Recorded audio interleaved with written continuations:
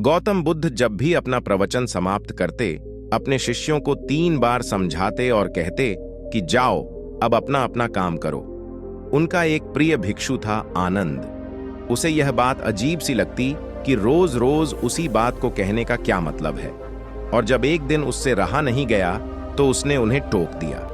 बुद्ध धीरे से मुस्कुराए और बोले, आनंद, तुम्हारा कहना अपनी जगह पर सही है कि भिक्षु को रोज रोज क्या समझाना कि जाओ, अब अपना अपना काम करो। पर शायद तुमने यह ध्यान नहीं दिया कि धर्म सभा में सिर्फ भिक्षु ही नहीं, आसपास की बस्तियों के बहुत से लोग भी आते हैं। उनमें से बहुत से लोग ऐसे होते हैं जो पहली बार आए होते हैं, तो उनके लिए मैं यह बात 3 बार दोहराता हूं।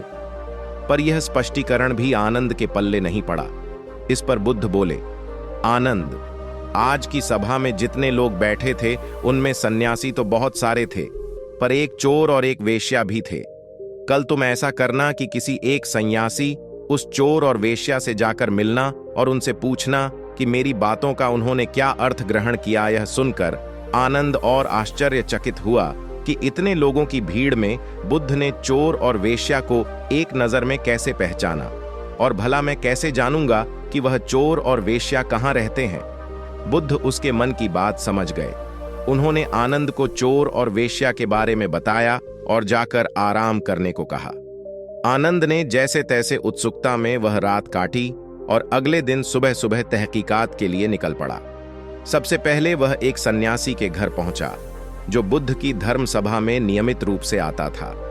आनंद ने उससे पूछा, रात्रि सभा में बुद्ध ने जो आखिरी वचन कहे कि अब जाकर अपना अपना काम करो, आपने उससे क्या सीखा? इस पर वह भिक्षु बोला, इसमें सीखने वाली क्या बात है? भिक्षु का नित्य कर्म है शाम को ध्यान, अल्प भोजन और विश्राम। मैंने कल भी वही किया।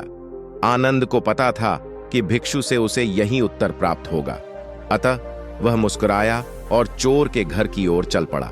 पूछते पूछते वह चोर के घर पहुंचा। चोर उस समय सो रहा था। उसे उसके घर वालों ने जगाया और बताया कि भिक्षु आनंद उससे मिलने आए हैं। यह सुनकर चोर चौंक उठा और हाथ जोड़कर आनंद के सामने हाजिर हो गया। आनंद ने अपना सवाल दोहरा दिया। रात्रि सभा में बुद्ध ने जो आखिरी वचन कहे कि अब जाकर अपना अपना काम करो, आपने उससे क्या सीखा? चोर विनम्र शब्दों में बोला, भिक्षु, बुद्ध तो अंतर्यामी हैं, इसलिए आपसे क्या छिपाना। मैं कल रात पहली बार बुद्ध की धर्म सभा में गया और उनके प्रवचन सुने। मेरा तो जीवन ही सफल हो गया।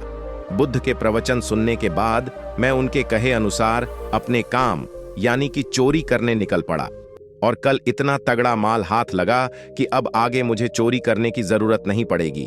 अब मैं अपना जीवन आराम से काट सकूंगा। चोर की बात सुनकर आनंद हैरान रह गया। वह वहां से उठा और वेश्या के घर की ओर चल पड़ा। वेश्या आनंद को देखते ही पहचान गई। उसने आनंद को प्रेम पूर्वक घर के भीतर बुलाया और उनके लिए जलपान लेकर आई। जलपान ग्रहण करने के बाद आनंद ने वेश्या के सामने भी अपना सवाल दोहराया। यह सुनकर वेश्या बोली, भिक्षु, भगवान बुद्ध ने अपने प्रवचन के अंत में कहा कि जाओ, अपना अपना काम करो। सो प्रवचन के बाद मैं अपने घर आई और अपनी नाच गाने की महफिल सजाई, लेकिन बुद्ध के आशीर्वाद से कल के जैसी महफिल तो कभी नहीं सजी। कल मेरी महफिल में कई बड़े बड़े राजे महाराजे पधारे। उन लोगों ने प्रसन्न होकर इतना धन धान्य मुझे दिया कि अब मुझे धन के लिए ये कर्म करने की आवश्यकता ही नहीं पड़ेगी। आनंद के आश्चर्य की सीमा न रही। वह वहां से वापस महात्मा बुद्ध के पास गया। उसने बुद्ध को जाकर प्रणाम किया और उन्हें सारी बात कह सुनाई। बुद्ध बोले, आनंद, इस संसार में जितने भी व्यक्ति हैं, सबके मस्तिष्क अलग अलग हैं। वे सभी लोग अपनी बुद्धि और क्षमता के अनुसार ही हर बात का मतलब निकालते हैं। इसीलिए मैं अपनी इस बात को 3 बार कहता हूं कि जाओ, अब अपना अपना काम करो। इसके पीछे मेरी सोच यही है कि किसी के समझने में कहीं कोई कमी न रह जाए, लेकिन इसके बाद भी लोग उस बात का मतलब अपने अपने हिसाब से समझते हैं और इसका कोई उपाय भी नहीं है। इसीलिए ये सृष्टि ऐसी है। हम इसे बदलने के लिए लोगों को प्रेरित तो कर सकते हैं, पर हमारी बातों का कितना असर उन पर होगा यह कोई नहीं जानता। इसीलिए मैं सभी के साथ एक समान व्यवहार करता हूं और सभी को एक समान अपना अपना कार्य करते रहने के लिए प्रेरित करता हूं। और दोस्तों, ऐसी ही मोटिवेशन वीडियो देखने के लिए हमारे चैनल को सब्सक्राइब करें।